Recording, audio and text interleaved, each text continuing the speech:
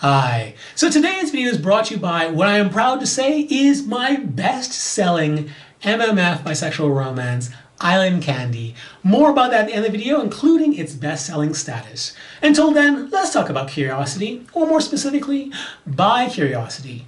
And even more specifically than that, bi-curiosity versus bisexuality. What is the difference? You know what? That's a great question. And there's actually an easy answer. But before I give you that answer, I have to explain two other concepts to you. One of which you might be familiar with, self-identity. I'm sure you're familiar with that because that is what we choose to call ourselves, independent of our behavior, independent of how we feel. We can call ourselves bisexual, we can call ourselves straight, we can call ourselves gay, pansexual, fluid. We can call ourselves anything we want, and it does not matter how we actually feel or what we actually do. We can call ourselves whatever. That's self-identity. The second thing is categorization. Categorization is almost the opposite of self-identity. Categorization is when someone else looks at a series of traits or characteristics that something else has and then puts them into a category. So if we were to say, look at an object, the two of us, and say, these are traits that they have, it should be traits where I can observe it and say, okay, those traits exist, and someone else can observe it and say those traits exist.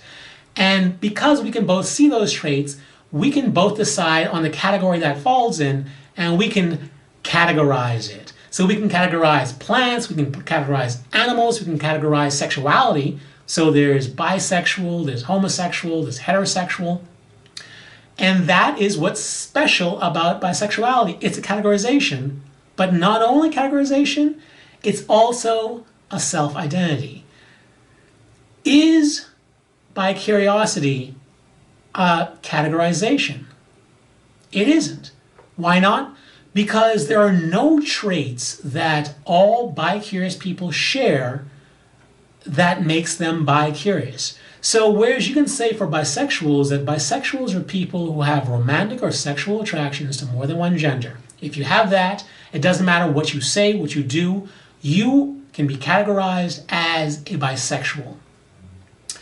But a bi-curious person could be straight. They could have never had a same-sex thought in their entire life and still decide to call themselves bi-curious and not be lying about it. They could genuinely wonder what it's like to kiss someone of the same gender, or wonder what it's like to have sex with someone of the same gender, or wonder what it's like to be in a relationship with someone of the same gender. And they could actually do those things. They can kiss someone, they could have sex with someone, and they could actually be in a relationship with someone, and at the same time not have a sexual or romantic attraction to that person's gender. So that's one way in which bi-curious is different from bisexual. One is only a self-identity, the other one is a self-identity and a categorization. But there's another important way, and you might already know this if you watched my video, Are You Bisexual quiz. There is a biological response that bisexuals have that no one else does. So when a bisexual sees someone or members of more than one gender, they will have a response in their brain, a chemical will be released called dopamine, which gives them a rush. Straight people don't have this. Gay people don't have this for multiple genders. Only bisexuals do. So whereas bisexuals have a biological response to more than one gender, and anyone who has a biological response, a dopamine response to more than one gender is bisexual, bi-curious people don't. So a straight person who has a biological response only to a person of the opposite gender can call themselves bi-curious and legitimately be bi-curious. Only bisexuals have that brain-wired biological response to multiple genders. So those are the big differences, and those are the way you can tell the difference between whether someone is bi-curious or whether you're bi-curious or whether you're bisexual. So now I'd like to take a look at an example in real life, and then we'll be able to look at this and say, well, can we apply this? Can we hear what someone or how they describe themselves and determine whether or not they're bisexual or whether or not they're bi-curious? Well, let's give it a try. And for the example, I am going to use an actor by the name of Tom Hardy. You might know Tom Hardy from the movie Batman Rises, where he played the character Bane.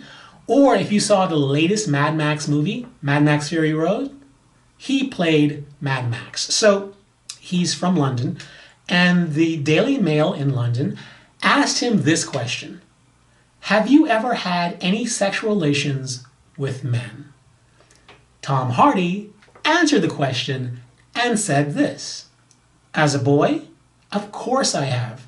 I'm an actor, for fuck's sake. I'm an artist. I've played with everything and everyone, but I am not into men sexually. I love the form and the physicality, but the gay sex bit does nothing for me. In the same way as a wet vagina would turn someone else into a lemon-sucking freak. To me, it just doesn't compute now. I'm into my 30s and it doesn't do it for me, and I'm done experimenting. So what is Tom Hardy saying here? He is saying that he has played with everything and everyone, so clearly he has had some sort of bisexual experience in some way. But he's also saying that he doesn't have sexual attractions to men, and there doesn't seem to be any sort of romantic attractions towards men either. So objectively speaking, reading this, is he bisexual from what he has said right here? From what he has said? No, he is not bisexual. And if we look at the definition, all of us would come up to the same conclusion. But he has had some sort of something going on with men. He's played with everything and everyone. So he has done something, probably sexually, with men. So why would he do that if he's not bisexual? Well, because he was bi-curious. It doesn't matter what sexual orientation you are, you could be curious to know what it's like to kiss someone of the same gender, to have sex with someone of the same gender, or to have a relationship with someone of the same gender. The difference is that he did not clearly have a biological response when he was doing it. So there you have it. And now you may ask, well, why is this important? Why can't we just call people bisexual however we choose? Like, why can't we just call him bisexual because he's said that he has had some sort of sexual, well, he's implied that he's had some sort of sexual contact with men. Why can't we just call him bisexual? A couple reasons.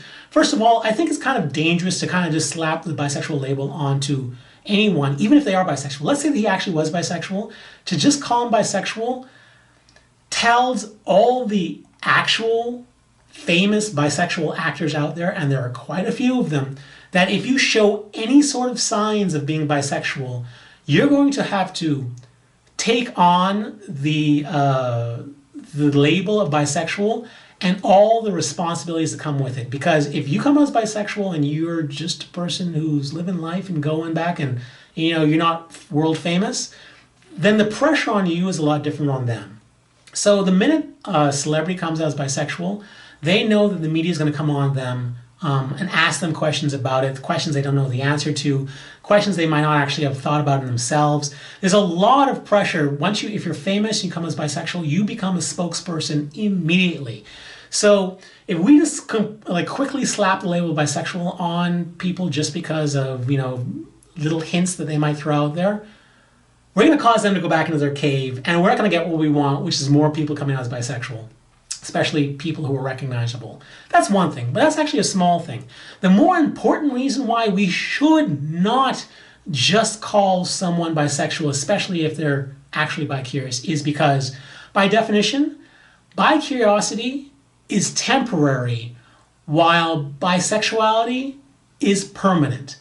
Bisexuality has to do with the way that your brain is wired and the way it releases dopamine to certain visual stimuli. It is permanent. It is very, very hard to rewire your brain. Whereas bicuriosity is temporary. So if you've ever seen someone who has said, like, let's say Tom Hardy, who has said that they have tried things, they have done things, they might even be in relationships with things, but it was just a phase, that is the reason why. It's because they weren't actually bisexual. What they were is bi-curious. And if we are going to call every bi-curious person bisexual, that means that we are opening the door for other people to say, well, there you have it. Bisexuality is a phase, and we absolutely don't want to do that. So I hope that was helpful. If you have any questions, let me know in the comment section below. And do you know anybody who actually falls on the category of bi-curious? I'd love to know.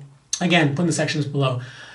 Now, let's talk about something I'm kind of proud of, which is the best-selling side dish of my MMF bisexual romance, Island Candy. I am proud to say that not only is currently at the recording of this video, Island Candy one of the best-selling bisexual romances on Amazon, but is also one of the best-selling LGBT romances on Amazon, one of the best-selling LGBT books on Amazon, one of the best-selling romance comedies on Amazon, and also one of the best-selling new adult romances on Amazon. I'm very proud. And if you'd like to check this out, or if you'd like to support the channel, Island Candy is only 99 cents right now on Amazon. Check it out, support the channel. It's a really good, fun read. Great reviews. And again, if you'd like to support the channel, it's 99 cents. Why not check it out? Or you can go to Teespring and check out my t-shirts. There are a number there. And actually, there's going to be quite a few more bisexual clothing coming in the future. The link for those things will be down below.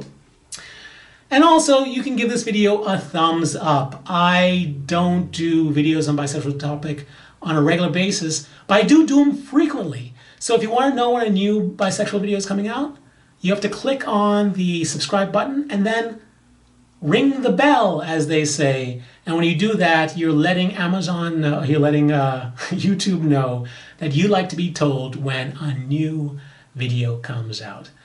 Until next video, stay cooler, my bisexual friend. Stay cooler. And check out Island Candy. It's really fun.